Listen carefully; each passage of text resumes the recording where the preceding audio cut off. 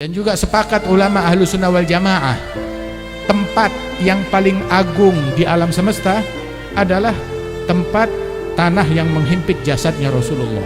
Lebih afdal dari surga, lebih afdal dari arsy, lebih afdal dari kursi, lebih afdal dari mana tempat pun di alam semesta adalah tanah yang menghimpit jasadnya Nabi Muhammad. Sebab setiap manusia di dalam tubuhnya itu ada unsur tanah. Unsur tanah yang ada dalam jasad manusia, kita diciptakan dari tanah, dan setiap manusia itu ada unsur tanah. Tapi dari mana unsur tanah tersebut datangnya? Itu ulama mengatakan, sebagaimana diriwayatkan, unsur tanah itu bersumber dari tanah tempat kita dimakamkan kelak.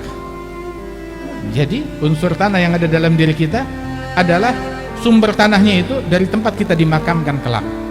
Dan unsur tanah yang ada dalam diri Nabi Muhammad, sumbernya dari mana? Dari tempat makamnya Rasulullah Sallallahu Alaihi Wasallam.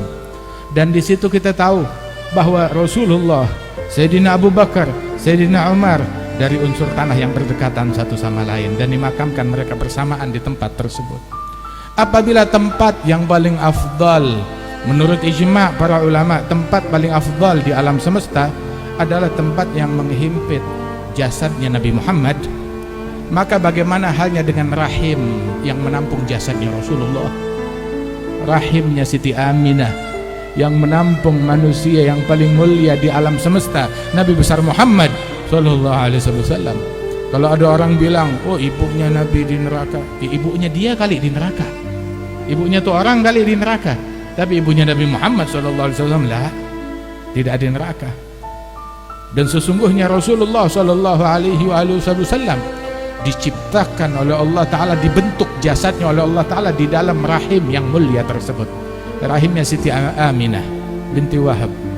Subhanallah. Dan dahulu para pembesar-pembesar tabi'in datang berkunjung kepada Sayyidina Anas bin Malik.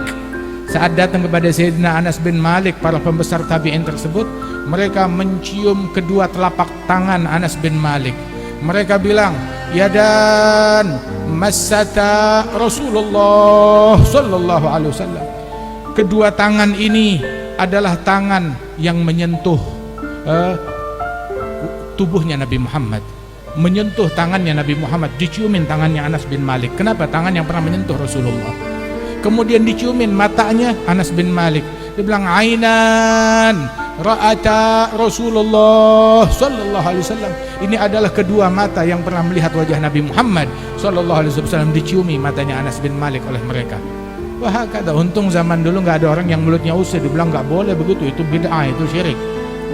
Mereka sahabat Sayyidina Anas belajar sunnah dari Nabi Muhammad, belajar tauhid dari Nabi Muhammad. Belajar tauhidnya bukan dari medsos, bukan dari ustadz yang nggak jelas dari mana ustadznya itu. Mereka belajar tauhidnya dari Nabi Muhammad Sallallahu Alaihi Wasallam, yang dulu waktu Nabi Muhammad cukur rambut, maka rambutnya Nabi Muhammad diperebutkan oleh para sahabat-sahabat. Semua memperebutkan rambutnya Rasulullah Sallallahu Alaihi Wasallam. Itu disimpan tuh satu genggam rambut oleh Abu Talha, dan rambut itu diberikan. Datang Sayyidina Khalid ibn al-Walid meminta bagian daripada rambut tersebut. Dibilang, saya minta rambut yang bagian depan, bagian jambulnya Rasulullah. Masya Allah, yang fil jabha, yang bagian depannya Rasul Sallallahu Alaihi Wasallam, di ubun-ubunnya bagian depannya Nabi Muhammad, diberikan daripada rambut tersebut. Ditanya, apa hikmahnya minta bagian depan? Sebab beliau adalah panglima perang yang memimpin di depan. Dan itu rambut dibawa di dalam peci dan imamahnya Sayyidina Khalid bin Walid. Dan setiap peperangan di mana beliau ada di situ dengan rambut itu, beliau meraih kemenangan dari Allah Jalla Jalaluhu Ta'ala Ta'zamatuh. Subhanallah, para sahabat ngambil daripada rambutnya Rasulullah Sallallahu Alaihi Wasallam, mengambil daripada keringatnya Nabi Muhammad Sallallahu Alaihi Wasallam. Fil Bukhari, kadu yagtatiluna ala wadu'ih. Para sahabat itu, mereka itu berebutan. Apa yang mereka perebutkan? Sisa air wudhunya Nabi Muhammad. Apa sisa air wudhu? Jadi ketika ambil air wudhu, itu airnya di bawah ditampung. Saat Nabi Muhammad pergi, maka para sahabat mengambil daripada sisa air wudhunya, bekas yang dipakai oleh Nabi Muhammad yang sudah dipakai. Mereka ambil, diusap ke wajah mereka, diusap ke dada mereka. Rawi mengatakan bahwasanya yang tidak kebagian daripada air tersebut maka dia mengusap dari basahan yang menempel di tangan temannya. Ada basahan itu nempel di tangan temannya, diambil, diusap ke dadanya. Ngambil berkah dari Rasulullah Shallallahu Alaihi Wasallam. Manusia yang penuh berkah.